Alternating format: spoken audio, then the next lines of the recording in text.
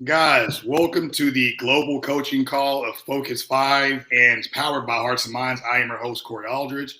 Right here we have Chipper Jones, friend, teammate, amazing baseball player, handsome dude, obviously. Looks pretty good right now with the glasses. I'm not used to wearing glasses.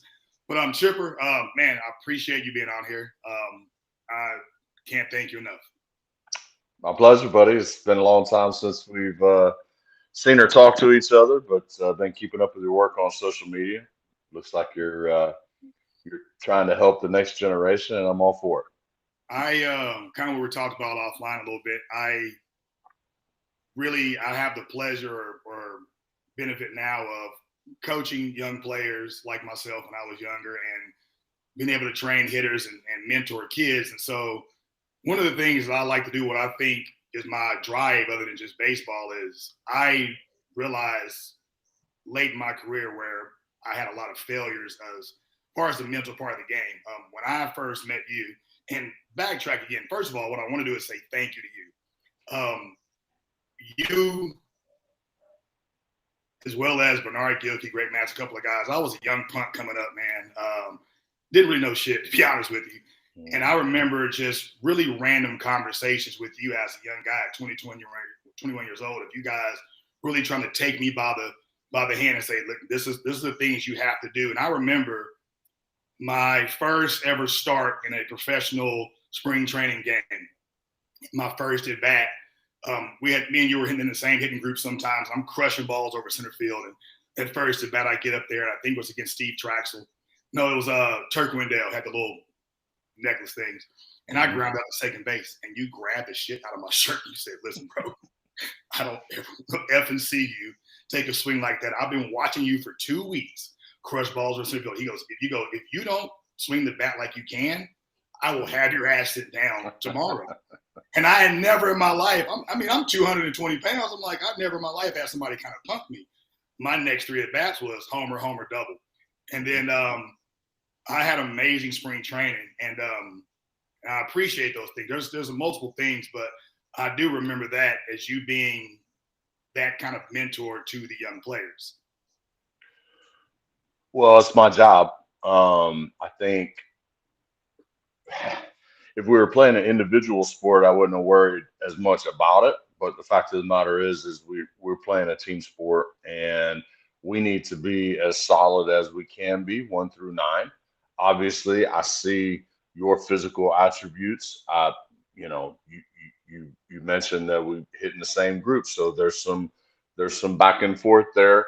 And when I see someone stepping out of what their comfort zone is, or letting the pitcher dictate um, what maybe you getting away from your strengths, as you were saying. um, then it's my job to let because I'm of the belief that this game is played better at 80-85%, both on the mound, Yeah, both at the plate, in the field. The game is played better, more consistently at 80-85% than it is at 100%. 100%. Yeah. And if you're up there trying to match 100 miles an hour with a full effort swing coming out of your comfort zone, um, then you need to be told, you need to be reined in.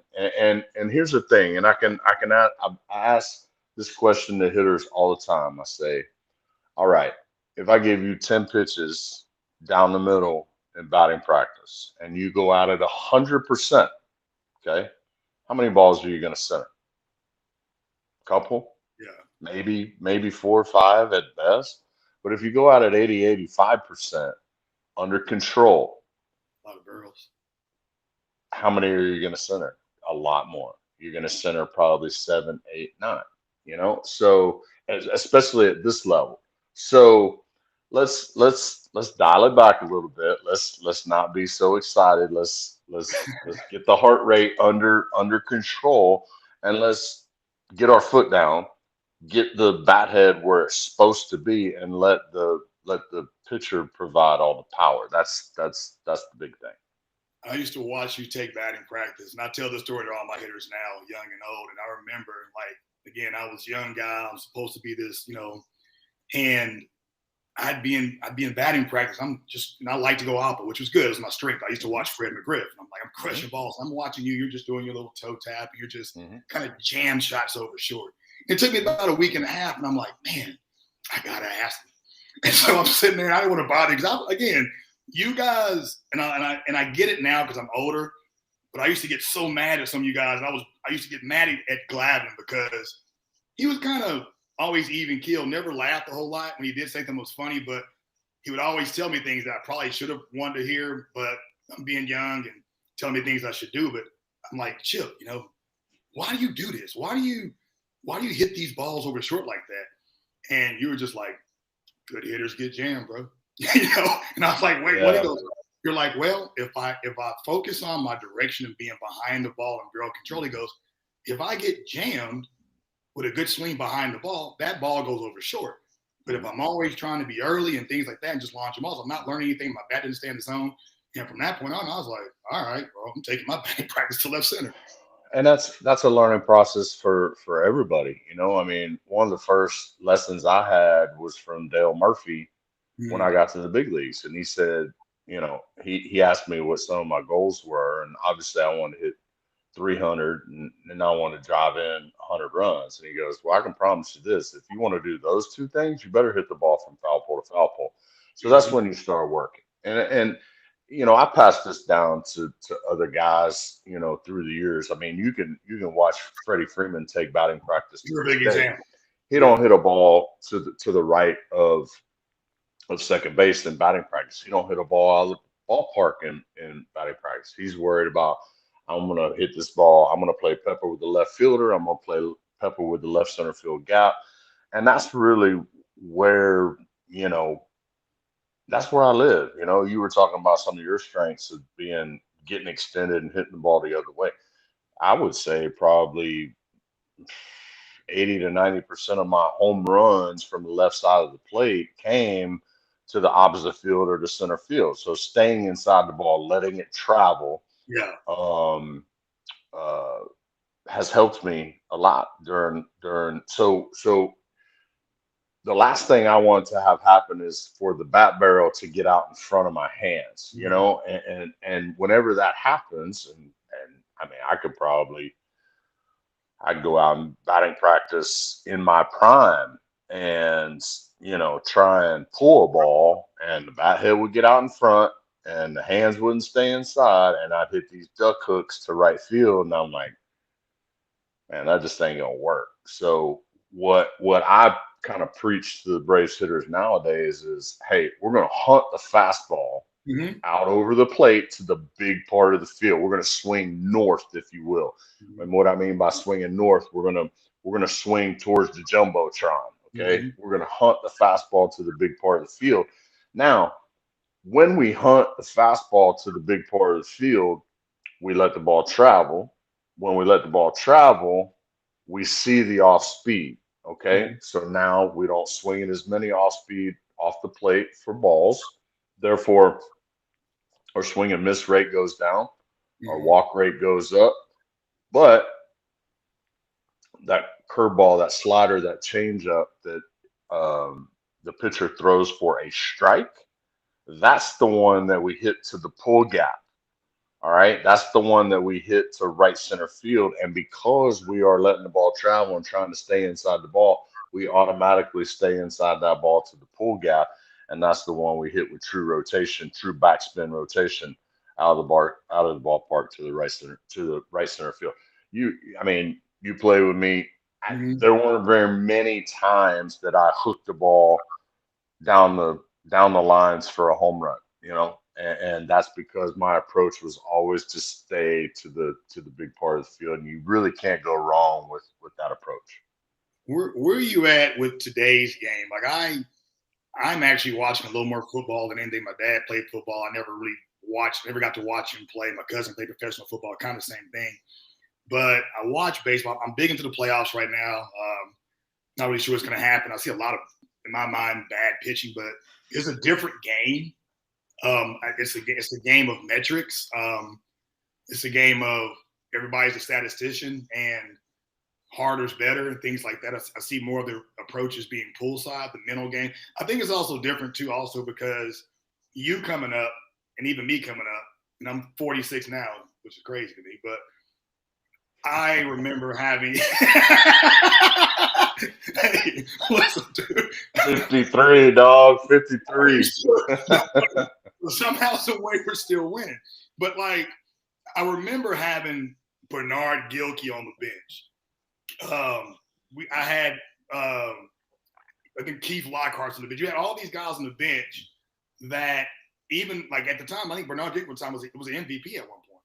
But his job was to help a guy like me learn how to be a big leaguer. I don't see that now. One of the worst things that happened to me as a player is when I did get hurt, was I had to rehab at home. And you, going back to you again, you helped me make you and Vinny can still help me make a really good decision, because I think word got out that I had a pretty bad shoulder injury. You walked up to me one day, you pulled me to the side, and you're like, hey, man, look, I kind of heard what's going on. If it's really bad as they say it is, you might not be able to play again. Like, get your surgery now, get your money. I don't, in my perspective now, I don't see a lot of we don't have any veterans in the game anymore.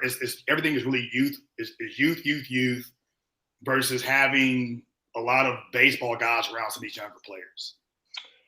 That's a good point, and valid. Kids are rushed to the big leagues nowadays. Mm-hmm. You know, there's, when I was coming up, and I'm sure to a certain extent when you were coming up as well, a few years later, we were given an opportunity to fail Mm-hmm. at a level or have success at a level before we went up or down, up or down in the minor leagues. Now it's just like, man, I saw a kid that came up and pitched for the Braves this year, 20 years old, hadn't pitched above A ball. It's crazy. And they brought him to the big leagues for like, I don't know, 3 or 4, maybe even 5 stars, 3, 4, 5 stars. And I mean, to say that I felt sorry for the kid was an understatement, because he first of all, he hadn't earned the right to be there yet, Mm-hmm. but he wasn't ready, and there's not much that can be said, or it's actually kind of sad when somebody comes up and they're not ready and they get exposed right away, and now you really maybe have a problem with confidence after Mm-hmm. that. Like, you have that kid saying, hey, maybe I don't belong here, maybe I can't play this game. And as well as I do, confidence is a huge part in this game. You're talking about at the big league level, you fail 70% of the time and you're still in the Hall of Fame. That's a lot of failure to have to deal with, 60, 70, 80 losses a year in the loss column. I mean, this is a game where you have to be mentally on it. You Mm-hmm. have to be, that cornerback out on an island in NFL, the quarterback who throws 3 picks one week and comes back and has to, try and throw 3 tutties the next week. I mean, it's just, you gotta flush it. And sometimes it takes going through those struggles in the minor leagues to learn how to deal with failure, so that when you do actually get the call, you know how to, because there's going to be failure at the big league level, as well as I do. And doesn't matter how good you are, what your pedigree is, you're going to go through streaks at the big league level where you're driving home at night and you're like, This ain't for man, me. can I play this game anymore? I mean, like, I'm playing like an A-baller, and I'm 27, 28 in the big leagues with some accolades behind me. So it never stops, and that's something that you constantly have to battle as a pro athlete. When you think back to your career, like, what are maybe the toughest things that you dealt with? And I know we all have different phases of our career. not necessarily physical, but mental? And then how did you handle those situations when maybe you lost confidence or something? Oh, we started off right off the bat. I mean, I was 1-1. I was first picking the Mm-hmm. first round in 1990. Um, 2 weeks before the draft, got in a fight, broke my hand. Uh, so here I come into rookie ball, and I'm just coming out of a cast, and I've been in it for 6 weeks, and I'm not ready. I Yeah. just wasn't ready, and I struggled big time. I think I hit 225 in the A ball. I made a bunch of errors, and people were laughing at me like, "This is the number one pick in the draft, really? Like, I'm better than this dude." And it kind of fueled me. Yeah, I think that's one of the good things with having two athletes as mom and dad. Dad, baseball coach, played Division I baseball, got drafted by the Cubs, never really played professionally, but a good baseball man. He coached high school baseball for 30 years. He was grad assistant, volunteer assistant at Stetson University for 10 years. So, I mean, my pops knows what he's talking about. Mom, professional equestrian, like hard nosed, you know, like I will say this to the day I die, that dad was the person who taught me the game, the mechanics, the fundamentals, all that. But mom was the mental coach. She was the one who taught me, when you walk up to that plate, man, you might not be the best player on the field, but you think you are. Mhm. You look that guy right in the eye and you let him know you're in for a rough AB, bro. And I mean, to have both ends of the spectrum from parents is really key, Yeah. and that's something that not everybody has. I'm very thankful that I did, but I try and pass that along to the guys in the clubhouse that I talk to now. I got I got 7 boys, man. We go through all walks of life. Some of them play baseball, some of them don't play baseball, some of them teach, some of them coach, but the mentality is still the same. Look, I think whenever you display that confidence outwardly, it goes a long way. I can ask you this right now. You know, if you're walking to the plate and Mariano's out there, I seen it in spring one year. that's that's a bad man, right? Yeah. But if I'm walking to the plate and I'm thinking to myself, man, I ain't got a snowball's chance in hell of getting a hit off this dude. Guess what? You ain't getting a hit. But if you walk to the plate, you look him in the eye and you say, "You throw that over this 17 inches, boss man, I'm gonna wear your rear end out." Your chances of getting a base hit go up exponentially. So self-confidence and um, everything that goes along with it will take you a long way in this game. I think approach, not just in baseball, and just that mentality is missing a lot. I know that. So for guys who are listening, I work with Hearts and Minds, and we do a stress initiative where we go to um, universities, organizations, and we basically teach people how to gain confidence, how to deal with stressful situations, and we put them through physical and cognitive situations that can mimic stress and things like that, like facing Mariano, and then give you, things on how to um, mitigate that process, how to become better, how to become more confident, how to deal with those situations. Like we had a volleyball team the other day that was asking us how to get their girls prepared for nationals and things like that. So Mhm. that's what we're there for. Um, the one thing I'll say is, like for you and guys, in the big leagues, things like that, that's the one thing that I would say. Sometimes we have to have some delusional confidence. Like I've never seen, I watched, I use Bernard Gilkey again, cocky dude, funny, but I watched him go over 10 and act like he's still 5 for 5. I've seen you struggle, I've seen you be successful. I can't really tell the difference. And I think I've never seen many great players wear their emotions on their sleeves. Mhm. I think that you have to almost trick yourself. I remember facing Mariano like, man, this is the Jesus of pitching. But Yeah. I was at the time I had been the best spring training I've ever seen. It was awesome. It was great. So I messed up my shoulder a little bit, but I mean, I had all kinds of confidence. So I had confidence from the things I had been doing recently. I think I'm getting a double or something like that. It was awesome. Um, how did you? We talk a lot about failure sometimes as baseball players, but how do you deal with success? Like you're going from being, and I mean this is where I failed a lot of areas. I gotten older and figured some things out, but like being a high draft pick also feeling like I had to impress people.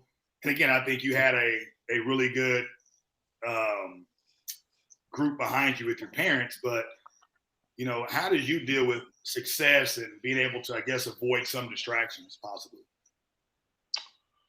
Um, well, I can say unequivocally that I did struggle with success. Um, I will say this first and foremost: mentors, not just my mother and father, but I had some really good mentors in the Braves organization. When you talk about Terry Pendleton, Fred McGriff, David Justice, Marquise Grissom, those are some of the best dudes you can possibly be up under the wing of, if you know what I mean. Yeah, And those are the guys who taught me. Those are the guys who said, "Chipper, man, you're a cool dude. This is gonna be your team one day.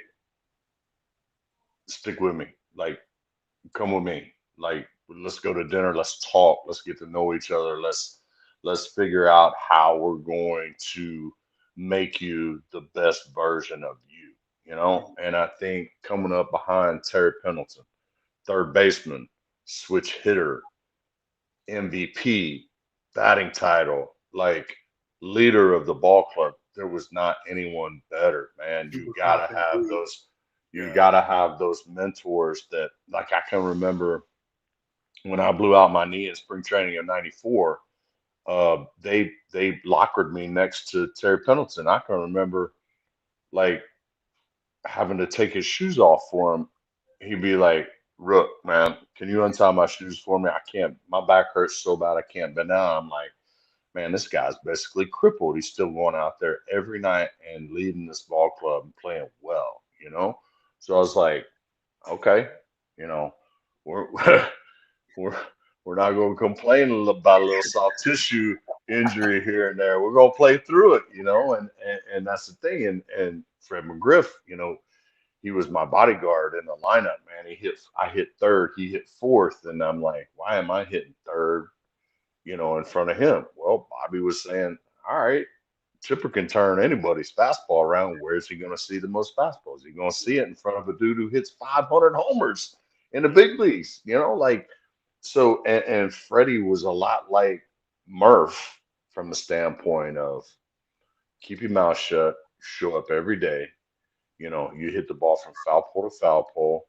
You hit 300. You be as consistent as you possibly can every single day, and go out and just try and be one ninth of the equation that helps us win a ball game. Okay. I'm going to get as prepared as I can for my 4 or 5 at bats during the course of the game. I'm going to get as mentally prepared for the 3 or 4 plays that I have in the field. And if I do those flawlessly,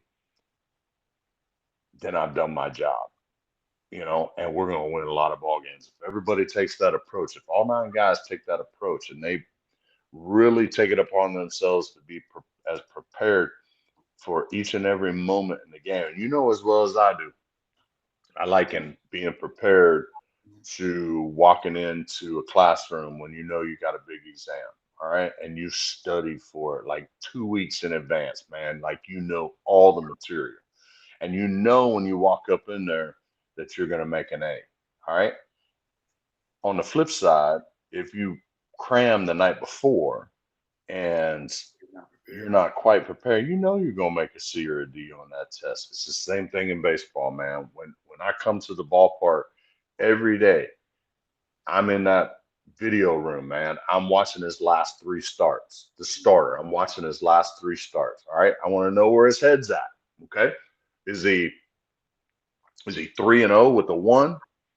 Is he 0-3 with a 6? Is he 0-0 with a 4? I gotta know where his head's at, right? I gotta know what's working for him. What's his out pitch? What's he gonna throw me when the rubber meets the road? Is it gonna be the changeup? Is he gonna try and blow me away? Is he gonna try and trick me with the slider or the curveball? Because I can promise you this: when the rubber does meet the road, I'm gonna be sitting on it. Okay, all right. So I have all this information and I formed this game plan.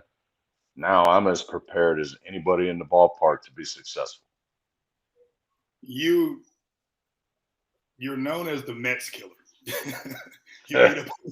So I was watching this thing one day, and it was talking about soccer players, and they were basically saying where they're most successful at in certain arenas and where they hate it the most, and they were dictating their failure based on the places they play. And I'm a firm believer that if you go into a place and kind of change your mentality of your view of that place, things can change. Like when you were getting ready to go to Shea Stadium or whatever, like what was your mentality like, man, I got this today, Doc. This is it. It's funny because I've kind of, in a roundabout way, been prepared for that opportunity since I was 7 or 8 years old. My dad's idol was Mickey Mantle, switch hitter, obviously. So I grew up in the shadow of Mickey Mantle. And my dad always said, my dad was from Baltimore. Okay. So he used to go to watch Orioles and Yankees games and all kind of stuff. And he said he saw the Yankees play a few times. And but he said he had the opportunity to go to old Yankee Stadium one time. And he just kind of always groomed me for that opportunity. And he said, if you can be successful in that arena, okay, meaning Yankee Stadium, Shea Stadium, where the lights are the brightest, then you can be successful anywhere. So I always took that to heart. And man, the first time I went to Shea, um, yeah, it was early to mid May, and it was about 45 degrees, and it was mist and rain. The wind was blowing, freaking airplanes going overhead, at going into LaGuardia. I mean, it was chaotic. Really wasn't prepared for it to a certain extent. But then when you just break it down to brass tacks and you go, well, this game still played the same. You still get 3 strikes, 4 balls, 3 outs. We're playing 9 innings. Nothing's any different. So I think once I got that first ground ball or that first at bat out of the way, I was like, this ain't no different. This ain't no different than playing in my backyard in Pearson, Florida. So um, luckily, I got the opportunity. It was either my first or second game in New York, Shea Stadium, to come up in the ninth inning of a tie ball game, and I got a 2-0 heater right down the middle from some guy that I had faced quite a few times in AAA, and hit the ball out of the ballpark. And that was kind of what broke the ice. That was my first home run in the big leagues, first home run in New York. Went on a tear after that. And obviously, whenever you play the Mets, the Phillies, the Marlins, the Nationals, as many times as we did, being in the same division, you're going to get to know people really well. And I think the more and more you face guys, the better opportunity the hitter has to be successful. And it was just, I always got a little extra hyped to play in New York. It just meant just a little bit more playing and being successful there. And luckily, it worked out for me in the long run. Hey, guys, drop your questions in the chat. We'll probably answer a few questions as we go forward. So, Chipper, as you're, kind of listening to you say that, I feel like you might be. I know for me, I talk to my players and people about visualization. I know a big thing now is you got a lot of sports psychs and stuff like that now. We talk about breathing. You see guys that have routines. But how important to you, I guess, would be, your positive self-talk, visualization, breathing. I think they're undervalued, but I think that they're very important in my opinion. It's huge. The guys who can keep the heart rate down, control their breathing, Very vital. um, not be overwhelmed by the situation, you know. And I think that's where you kind of think back to all those days when you're sitting in the backyard, 3-2, 2 outs, you know, bottom of the last inning, bases loaded, you know, me against Fernando Valenzuela, or you know, whoever your favorite nemesis is, you know. Um, that's where you prepare for those opportunities later on in life, so that when you do have Roger Clemens out there on the Mhm. mounds in game 6 of the, you know, whatever series you might be playing, it doesn't phase you, man. You throw it over this plate, I'm gonna whack it, you know. um that's the kind of thing that we've worked all of our lives for. That's why we're there. And people go, man, how can you not be nervous? I'm like, that's my domain, man. You throw me in front of 1,000 people talking about rocket science, that's when I'm gonna get nervous, because I don't know jack about rocket science, you know? And that's why I talk about, you know, being prepared for the situation, being prepared, knowing what's coming, and all of a sudden you're not that nervous anymore, you know? And man, like I said, I've been groomed since the time I was 7 years old to stand in that batter's box in front of a bunch of people, you know, playing with and against the best players in the world, and that's where I feel the most comfortable. You know, Mhm. that's what I do. You know, and I don't want to be overly cocky about it, but again, my job is my I job don't is I think like I feel like people are, especially the youth now. I've been in major league clubhouses and professional clubhouses a lot, and just to be honest, I mean, guys who are listening, a lot of guys are cocky. They're just good teammates. I don't think that there's a different way to handle it. You got some guys that are cocky and just assholes, man. I think there's hmm nothing wrong with thinking that you're really good. Like yeah. one of my good friends is Josh Bowles, cocky ass dude, but I love that guy to death. Mhm. But he's a good dude to me. But I just there's also the other side of like guys are cocky and you don't want to be around them. So for you guys that are listening, I'm like, there's nothing wrong with believing you're good. I think that 100%. you should believe you're good. You should think you're You the have best. to have it. You have to have it in this You game. have You to have to have that self belief, but you also know need there's somebody to behind walk the line between knowing what you have in the gas tank and respecting the game, respecting your teammates, respecting your opponents. And I think the line has gotten a little blurred you. Mm-hmm. in the you know, last, I don't know, 5 or 10 years, from a standpoint of what crosses the line between um, showing up, showing up people, you Yeah. know, because you know as well as I do, Yeah. you show somebody up back in the day, Back in the day. I'm gonna get one between the 1 and the 0, man. You know, and if I deserve it, so be it. There's nothing you can really do about it. Now. You know, people, you know, You got they guys show that got people. one day in the show showing up people. You know, Yeah, it's they show up people, and then they get dotted for, and then they get pissed off, thinking, "Well, why'd you do that?" Oh, okay, well, do it again and see if it don't happen yeah, again. Like that's the way baseball polices itself, and I think a lot of maybe what is going on in society, as we have seen over the last it's tough little times bit, out there. may have bled over into the athletic part of It's tough times right now. I, mean, I would hate to it. truly be a kid growing up in this era right now. We do have a question from a viewer, Mr. Caleb. I think I know Caleb. So I'm in a bit of a slump. Do you have any advice? Mhm.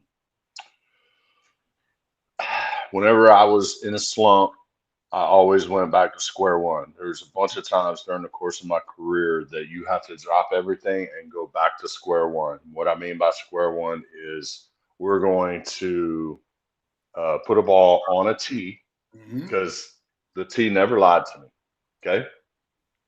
If I was wrapping the bat and maybe reverse seeing and looping, I would hit the ball on the top of the cage. If I was kind of coming out and around it, I would hit a ground ball to second. All right. So the T would never lie to me.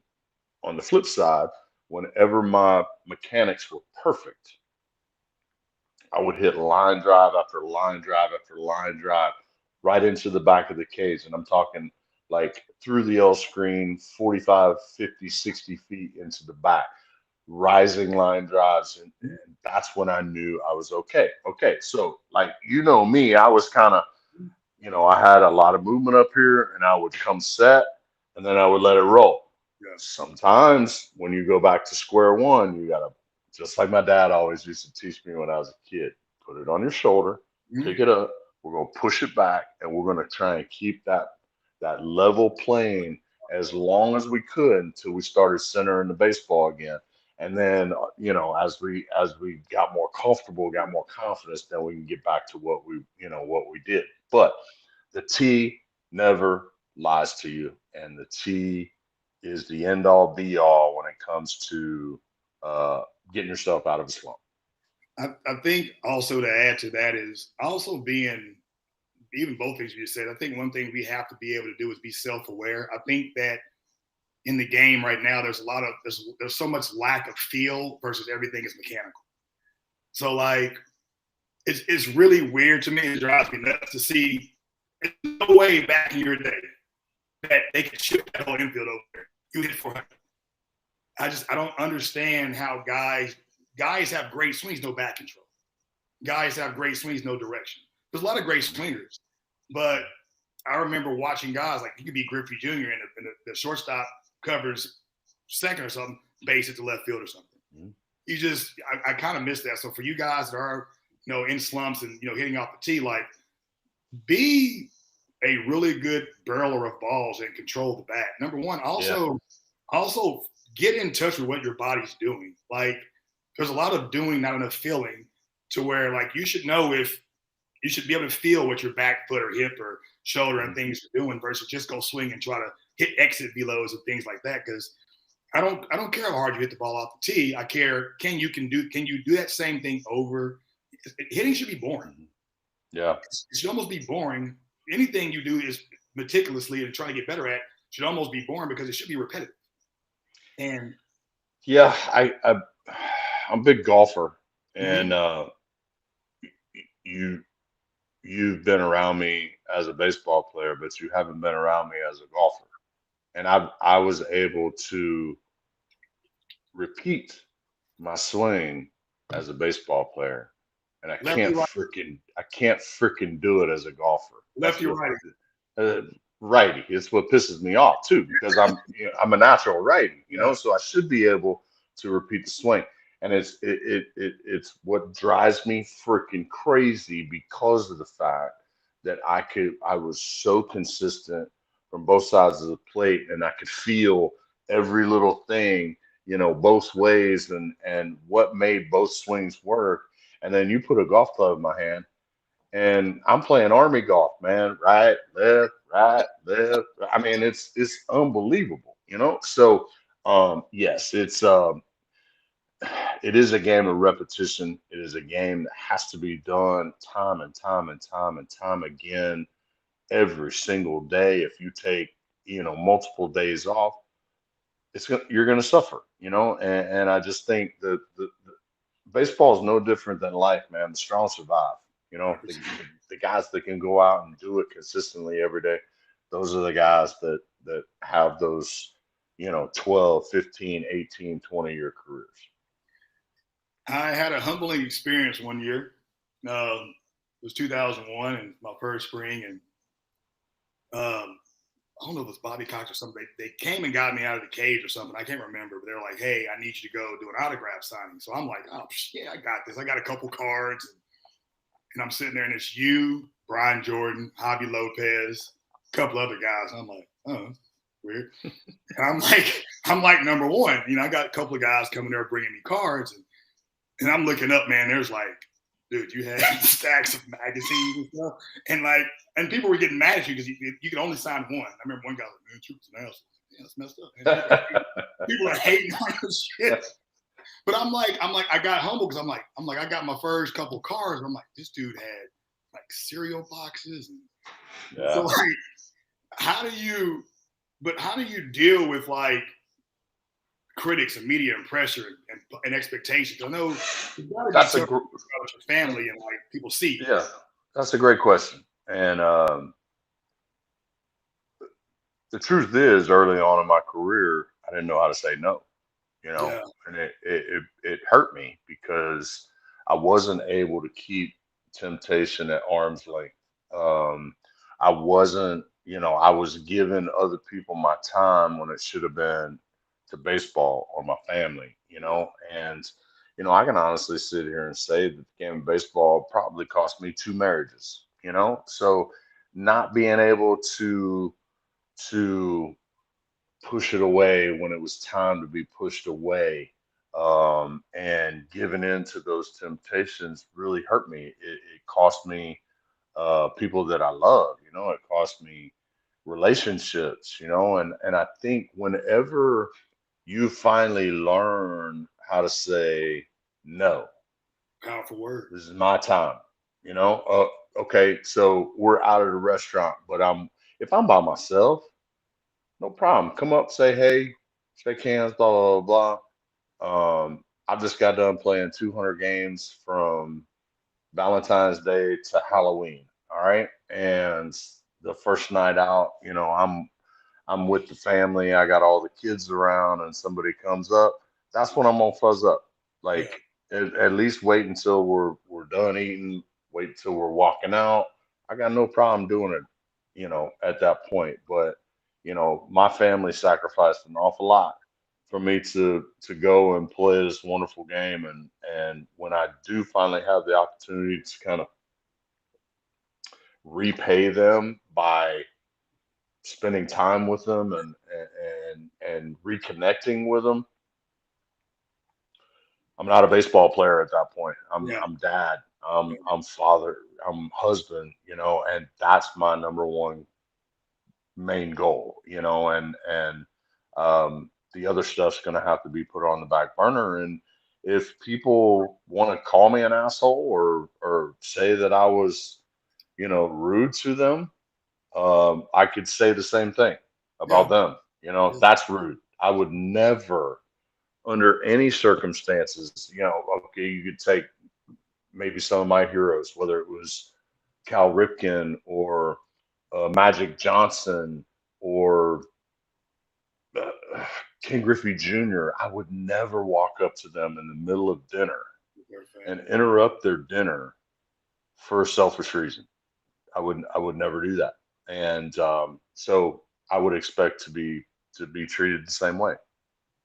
I feel I'm the same. I feel like I let baseball and my desire to, we all have goals and dreams. I unfortunately early on battled a crap ton of injuries that cost me a lot of years playing. And ended up playing for a long time overseas, things like that. Got back to the big leagues a couple times, but I think that for me it was like I battled so much wanting to be the man. I wanted the attention at the time because I wanted to be a big leaguer. I wanted to be that guy. I wanted the money. I wanted these things. And, I think my first marriage with my kids, that kind of the same thing, man. I sacrificed a lot of that time for, I'm not saying it's selfish reasons, but I could have definitely balanced out my life a lot better. I like girls. I like things like that.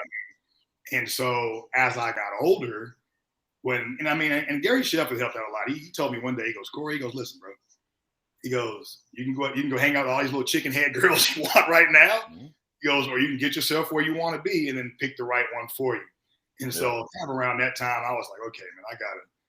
This ain't it. And I think all players kind of get to the point where, okay, I've experienced a lot.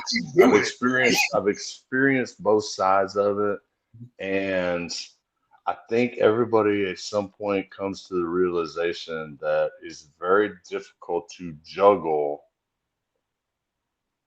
hooting with the Owls and soaring with the Eagles. You know what I mean? Mm-hmm. Especially in this game because you do play 200 games a Yeah. year, especially in this organization. You got 20, 25 games of spring training. You got 162 games during a regular season, and you probably got 15 to 20 games in the postseason.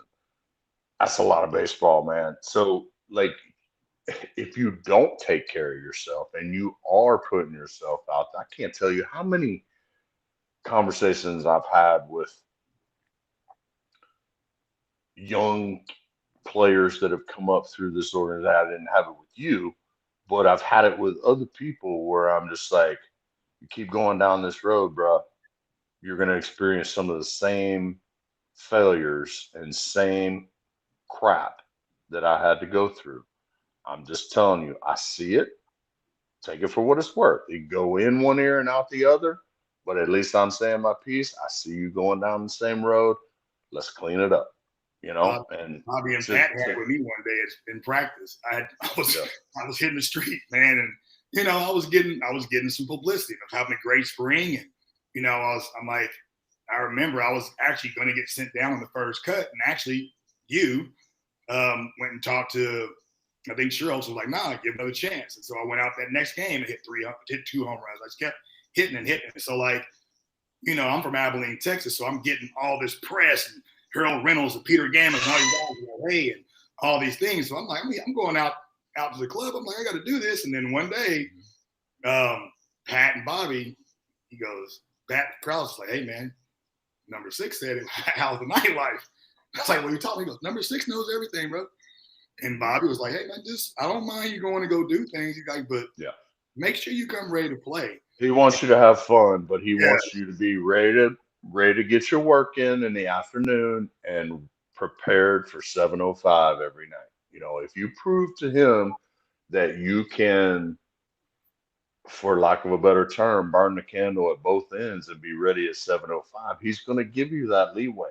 But there's only so long that you can burn the candle at both ends before it starts to take its toll on your body, your mind, and your performance. We got another question for you. What did the use of mental skills look like when you were playing? And what was there a stigma around working with mental coaches back then? I talked to people outside the game.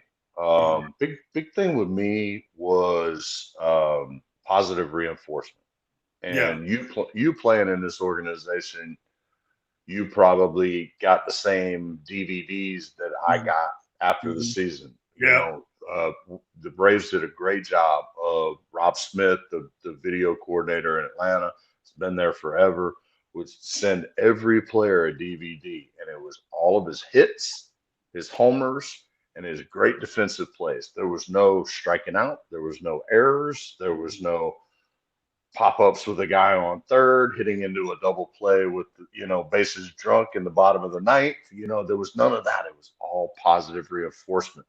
So that off season, I would come home with that DVD and I would just play it over and over and over. So all I'm seeing is my base hits, my homers, my game-winning hits, my diving plays, my coming in bare hand, bare hand throw from down under, on a swinging bunt, at third base.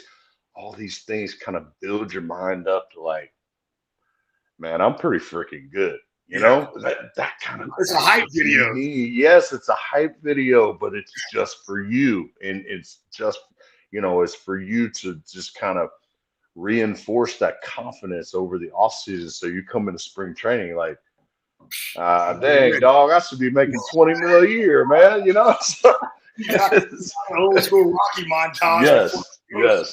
So positive reinforcement is it was big with me, and I think it really works, to be able to look at that the whole off season. I know. And just say to yourself, I'm pretty good at this game. Don't let anybody tell me otherwise. I know I needed definitely more mentors. Like I said, the worst thing I did was have to go home and rehab because I was getting the stuff that I needed from a lot of you guys, the Brian Jordans and things like that. And, I think giving a guy from Abilene, Texas, he had never really seen a whole lot of money before, like, hey, we're going to put you on rehab. You go rehab at home. Wasn't the worst thing in the world, but it wasn't a lot of growth from that versus being able to be around Yeah. people that are doing what I need to be focusing on. Mhm. So, but yeah, you definitely had the cheat code of having your support group of your parents and even the mentors you had with Marquise Grissom and Pendleton and guys like Right. that. Question: what is your breakdown, both hitting and mental, going to the plate in the game and during BP? Well, BP's first. Yeah. Like I said, going through my routine of watching that starter, I'll be at the park at 1:30 every afternoon. And I think the first thing you do is you go in and you get a mental picture of what you're going to face that night. Let's just say we're facing Schilling. Mm-hmm. Okay. You're going to get a fastball with some high spin. All right.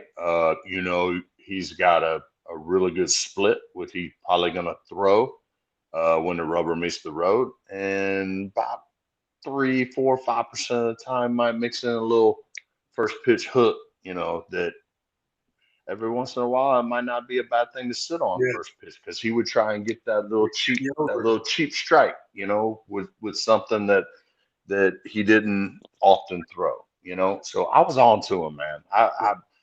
So being mentally prepared at 2:30, 3 o'clock before we even step out on that field. Now I can go into the batting cage and I'd be like, all right, I'm gonna hunt high spin fastball the other way, right center field. I'm gonna try and see the splitter up. Wasn't always that easy, but I didn't want to put the splitter in play. I knew that he was going to throw me a fastball at some point in that at bat, and I did not want to miss it. I wanted to be as prepared for it as I could. Every once in a while, I would switch it up just to play mind games with him, and I'd be like, okay, I'm gonna sit curveball first pitch. He just Yeah. flip that little curveball up there sometime. And I got a base hit off him first pitch on a first pitch curveball. I got to first base and I looked at him and I was like, yeah, I do my homework too, you know? And he couldn't believe it. Yeah. And but the fact of the matter is I still believe that the most prepared, people say early bird gets the worm. The most prepared is the most successful at the big league level. And at that point, I really felt like I got justification from Schilling that he looked at me and he was like, "This guy's pretty talented, but he does his freaking homework too." And I just felt like if I was prepared for that test when I walked up to the plate, man, I did myself uh, the most justice for being successful, and that's just the way I was raised. That's what again, that kind of almost goes back to visualization too, kind of going in there, visualizing what you want to do in the game, then going to the cage and kind of maybe filling that out. I feel like with the younger players now, there's not a lot of preparation. Guys are just showing up to the game and then going to go play. Sometimes they have show and goes. Not a lot of cage work. I know the youth, perfect game and five to all these things. I hate to say it is a money grab. Obviously you get seen by colleges and stuff there, but I don't think they do a good service of it really being about. I don't think even organizations do really being about development. It's really just here's a place to go play, pay your $1,000 or whatever else it is, and we hope you pan out. Versus maybe having good coaches, and I will say that me and Mother Coach Scott, we do a good job of that. But showing guys how to be more successful, especially mentally, and that physical will kind of come to it. But I feel like if you're not prepared mentally to go play, it doesn't matter how good you are physically. That's kind of the way, you know, we talk about travel ball at the 12, 13, 14, 15. It, it's basically being handled that way at the big league level now. Like Yeah, they're not really not a concerned lot with of development. development. No, there's not. Not like I said. I mean, there's kids coming up to the big leagues, 19, 20 years old, who showed promise in A ball, and everybody's like, "Well, let's get him to the big leagues, see what he can do." That's not development, man. You're You you're don't. setting you're setting him back. You know, you don't even really have to do a whole lot to even get called up now. It used to be like you had to at least have a decent year. Like you got guys that are like, I'm not hating, kind of am, but like I'll see dudes. when I was coming up, we had to be successful at Yeah, each level before we went to the next level, you yeah. know? And I think that's one of the reasons why. So I came up in, me and all my boys came up in 93, 94, 95, but we were playing in league championships all the way up through the minors, and we were hitting 300 with 20 and Mm-hmm. 90 RBIs, and I mean we were successful, and we were playing in playoffs. Yes, it's not Game 7 in the big leagues, but it's our Game 7. Yeah, I mean, and when the call finally came, we were ready, man. We were ready to step in for the TPs. We were ready to step in for the Ron Gants and the uh, whoever was on the pitching staff, in the 4 and 5 hole. I mean, all these minor league things, they all prepare you for what you're going to see in the big leagues, and it's kind of the same way in you know travel ball now, man. I will not let my kids play travel ball. They'll play for their rec ball teams or their school teams and whatnot, but I'm not. Yeah, yeah, we're not doing that. They're going to play football. They're going to play basketball. They're going to play baseball. Whatever is in season, that's what they're going to play. In summertime, we're going to be a family and we're going to go travel. Now, if one of them takes a shine to yeah, a sport, who am I to deprive them of that? But to this point, my kids love being high school kids, yeah. elementary kids. They like playing the game with their friends, but they don't they don't wear their wear their uniform Oh to man. bed at night before the game like I used to. Yeah, I think that was one of the questions. It was one of the guys was saying, knowing you have children that play travel in high school, um, maybe even college. What did you tell the players that are playing great in practice and then probably struggling to perform in the game? Oof, that's a good one. Well, you know as well as I do, we've seen a bunch of 5 o'clock hitters. Mhm. I mean, it's one thing to um, do it at 5 o'clock. It's another thing to do it at 7:30. I think again it goes back to just being comfortable and slowing your heart rate down, slowing the game down. Because if the game is fast to you, you're not going to be very successful. And you know as well as I do, you get to the big leagues, and the game is extremely fast. It's played on a different level, of fast. And then the more and more you do your homework and the more you're more comfortable in your own skin, the game starts to slow down. I could tell you for a couple of years there, it was like slow pitch softball, to be honest with you. It slowed down so much. And then, once I hit about 37, 38, the game started to speed back up again, and it wasn't that I wasn't prepared. It's just that my body was slowing down. That's those So curveballs come into play. there you go. There you go. So it's a never ending adaptation. It's a never ending um, situation that you have to adjust. We say it till we're blue in the face. Is a game of adjustments, but it truly is because your body is not going to be the same day in and day out. I think one I one gotta thing. I gotta stop you for a second, because I'm about dead. I need to plug my laptop in if you don't mind. If Yeah, you go give ahead, me, go ahead. okay.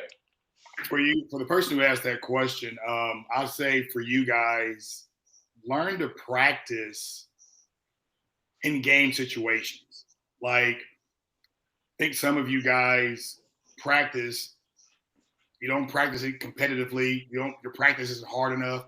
You're not giving yourself game situations. Also, guys, for you guys that are here, I am the head of parent coaching for Hearts and Minds and Focus 5. And I will be actually opening up more coaching spots this week for introductory one-on-ones to help you guys be successful mentally and physically. because I am the head of parental coaching. I also help players too.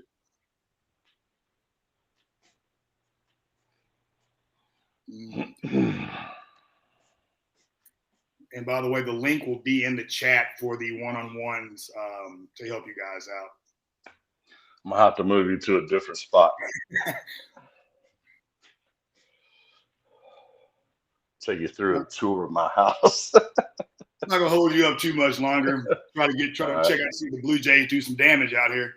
Wouldn't mind seeing who do you got right now for the series, man? Well, you had to know LA was gonna be the whole. We can all sit here and say that LA probably underachieved during the Yeah. regular season. I think we all expected them to win 105, 110 games. But the fact of the matter is, they whether it was luck or whether it was planning, they are all healthy at the right time.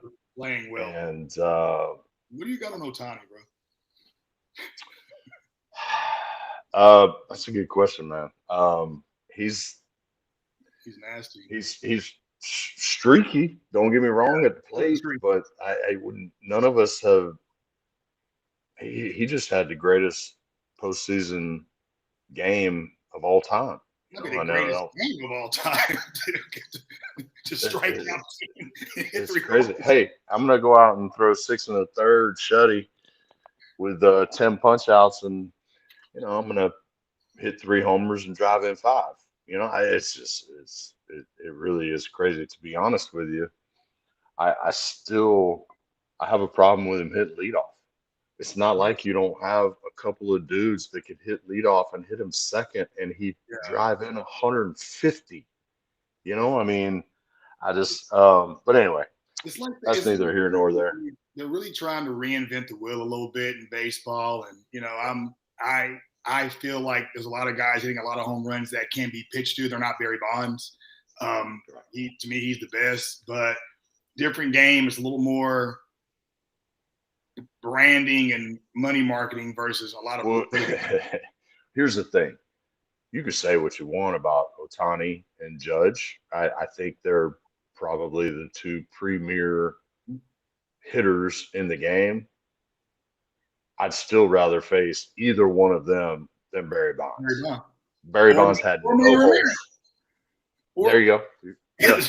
Manny Ramirez, Barry Bonds, Edgar Martinez, and possibly Miguel Cabrera. I'm good, man.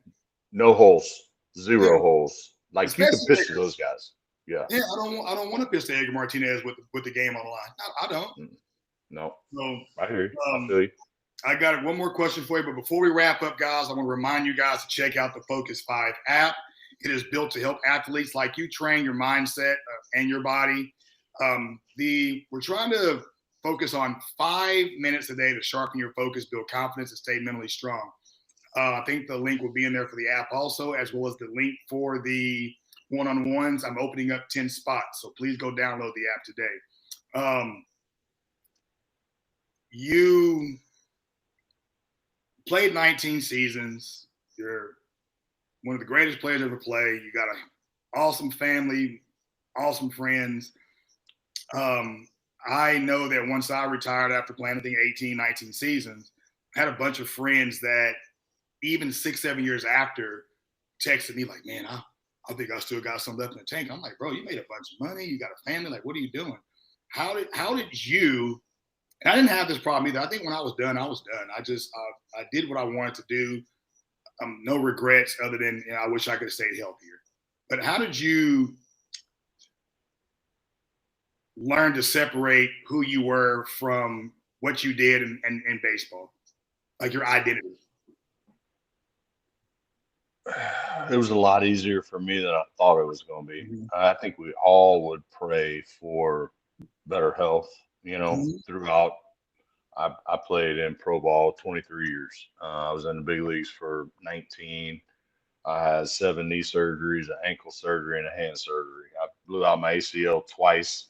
So we would all pray for better health. But the fact of the matter is, we play professional baseball, and we play it as hard as we do, as long as we do, there's gonna be some problems, you know. All my friends were like, "Man, you ain't gonna quit. They gonna have to rip the uniform off of you. That's all you done, you know, your whole life." And I can tell you this right now. In 2012, um, first day of spring training, I had been kind of contemplating retiring for a couple years. I, you know how we do in spring training. Okay, we have our little meeting there on the Yeah. line, and we run to center field, and we run back, and then we start stretching. Mm-hmm. I run to center field. I I hit the 400 sign with my right hand, and I turned, and my left knee popped, and I tore cartilage in my left knee, and Yeah. I'm 40 years old, man. I'm 40 years old, and stuff is just breaking down, man. You know, and I felt great coming into camp. Um, and I was like, this is a sign, you know, this is a sign. And I made promises to my older kids. So I have a 27, a 25, a 21, a 20, and then I have a 15, 9, and 7 at home. Okay. Dang. All my older kids, all my older boys, you know, they didn't know dad the way the younger kids know dad, you know, and I missed out on a lot. And I told them that when I was done playing, that I was going to fix that, you Yeah. know, and so I made promises to a lot of people. I've had a lot of opportunities to be hitting coach for the Braves. Yeah, I know everybody's heard of, you know, my name being thrown in the pot for the manager spot. I'm like, ain't gonna happen. You Yeah. know, I've made promises. Um, and you know, this weekend I got to go to Georgia Auburn, you know, on the flats at Auburn, Alabama. I got two kids at Auburn University now. You know, it's just like, and I get to go down and hang out with them and enjoy a weekend. You know, my 27-year-old is a coach in at Division III school in Meridian, Mississippi. Man, he's got the coaching bug like my dad, man, and he's really good at it. You know, and I want to cultivate that. You know, and I want to be here for the boys that are here at the house now. I don't want them to have to experience what my older boys had to experience. So dad goes to the baseball games on Saturday mornings. He goes to the practices on Tuesdays and Thursdays. I am dad and husband first and foremost. And quite honestly, it's pretty damn fulfilling. It's You awesome, know, man. it fills my cup, you know, Yeah. and I thought that I would have a problem when I retired from being in Atlanta Brave and playing baseball for professionally for 23 years. I haven't missed it a bit, man. I got my foot in the door just enough to be able to go down there and work with the hitters whenever I want. I can go in once a homestand and check on the fellas and see how they're doing and make sure that they're on it. But man, past that, I'm still home for dinner every night. I'm still tucking them in for bed every night. And that's the cool thing. I think that's a true measurement of success, in my opinion. I've seen guys like you become Hall of Famers. I've seen guys play in other countries. I've befriended a lot of people, and had a friend of mine who, you know, kind of he got a cup of coffee also, and I look at his life right now. He has like a couple of beautiful kids. One of his sons, I think he started like a roofing company, and his son wants to be like him. Like, but I see him post all these pictures all the time on Facebook. I go scrolling, and it's like, that's success to me. Like coming home to people that want to see you. Like I don't know. Ken Caminiti was one of my favorite guys. I don't know what he dealt with. I would watch him come to the park every single day, and he would just sit in his locker like this with his clothes on. You know what I'm talking about. Oh yeah. And like almost an hour. And Yeah. then I remember one day I finally got the courage. I'm like, you know, Ken, he didn't look up. I said, damn, I must have messed up. so I did it again. He goes, what, Cory?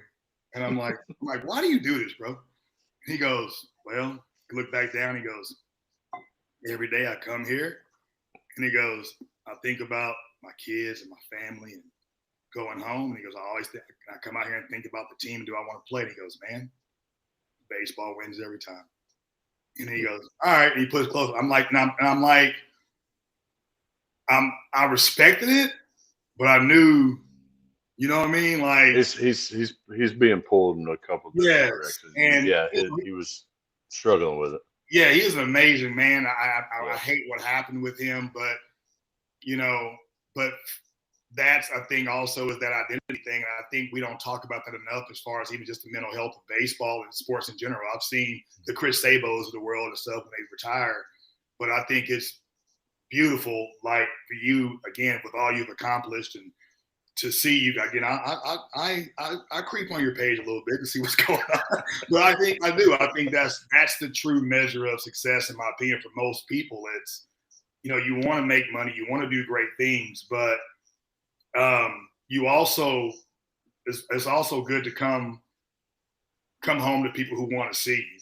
Oh yeah, it's nice to walk through that door and have a couple kids go, "Daddy," or mama come up and say, "How was your day?" and give you a kiss, and all those things. I didn't have that for long periods of time, and you played with me.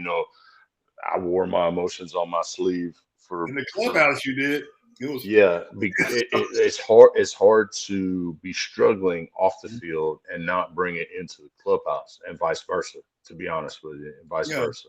And I only wish that I would have had the relationship that I have with my wife now, Taylor, when I was playing, because I would have been so much better, at peace with everything, and just able to go to the ballpark and concentrate even more so on the task at hand. So that inner peace, that spiritual peace is such a big thing. I want to implore everyone listening, man, like when you walk out on that field, try and be as at peace as you possibly can, because you're going to be so much better when you go out there and try and perform at an elite level. You know, I went through 2 divorces while I was playing. Can you imagine facing Randy Johnson or Clemens or Kevin Brown or Pedro or Schilling out there with your marriage and your whole life off the field in the balance? I mean, it's virtually impossible. I can remember going into Bobby's office at various points during my career going, Skipper, I apologize. I owe you an apology for the way I'm playing right now, but my life off this outside of this clubhouse is falling apart, and I have got to get it back together. He's like, go home, take the day off, don't come back until you're at peace, or at least can come out here and concentrate on what you're doing. That was the great thing about Bobby. He was family first. Yep, family first. And while he wouldn't give you a week to get it done, he might give you a 24-hour mental break just to be able to get your shit together and get back to playing baseball. He was really good in spring training. Like, hey, if your family comes in town, give me a heads up. Go spend time with your family. I remember going through some situations like divorce and having to deal with child support stuff. And at one time, I had Major League Baseball trying to get me to tell on people for who was doing steroids and stuff. And I'm like, they're trying to like, we'll never let you back in baseball. I'm like, what do I do here? At the time I was in another country. They like put me in a room. Yeah. And so, for me, baseball was a release for me a lot of times. So, and just, being around the same guy. Why do you think I got there at noontime and didn't leave? I know. People don't realize that. People don't realize 7:05 game. We're there at 12. Oh, yeah. You're there at 12. You play your ping pong, whatever you read, whatever you got to go do. And then it's like, okay, now I got my routine. Now I got my mental focus. Now I got to watch video. Now I got to get my body taken care of. Then I got this dude over here. I remember when you started playing dominoes in Miami. Hey, Greg Maddox is the best domino player I've ever seen. That dude sat for 2 straight and just watched and was like, I'm ready. We're like, what? He goes, and then he just kept locking the game up. I can tell you honestly. So I was in AAA in Richmond, Virginia, and I had Brian Hunter mm, and Keith Mitchell. I had LaVarry Jones. I had who else? I had Tony Tarasco mm. from from from SoCal, Yes, and they man. taught me how to play dominoes in AAA, and I fell in love with it. And once I got to the big leagues, it was all about cards and stuff like that. It wasn't as much dominoes, but it's funny you I bring up the remember, man, they just dominoes, man. randomly brought them out. Everybody's playing Boo-Ray, and I'm watching guys just shell out money. I'm like, I'm over here on the minimum. Like, I'm watching my minimum just go through the hands. I'm like, man, that's Yeah, Mark DeRosa's over here writing checks, and Brian Jordan asked if I got meal money. I'm yeah. like, here, The young pups can lose their meal money real fast ASAP. on a big league flight. Yeah. ASAP. I watch it. I'm like, and DeRosa's like, I'm like, bro, I just easily watched 10 grand go by on the first two hands. I'm like, there's no way. I'm gonna sit over here on my corner and eat the hamburger that we got for free. Well, Chipper, man, it was a pleasure, guys. Again, before we wrap up, check out the Focus 5 app. Again, I'm opening up 10 spots for the one-on-ones. Chip, man, it's been awesome, man. Yeah. Oh, one of my boys said he'll let you play TPC Sugarloaf golf course and he'll host you. Oh, okay. So I'll send you information. You send me that. will. I've got 2 hole-in-ones in my life, and one of them was at Sugarloaf. So Really? I look forward to going back. But CA, man, it's I'll good shoot to. you that info. All right, it's good to see you. It's good to talk to you. Glad you're doing what you're doing, trying to help the next generation, and hopefully we can do this again soon sometime. Yes, sir, man. I'll be talking to you soon, man. I really appreciate it, man. Tell the family hello and keep dominating, bro. I will. Love you, bud. Yes, sir.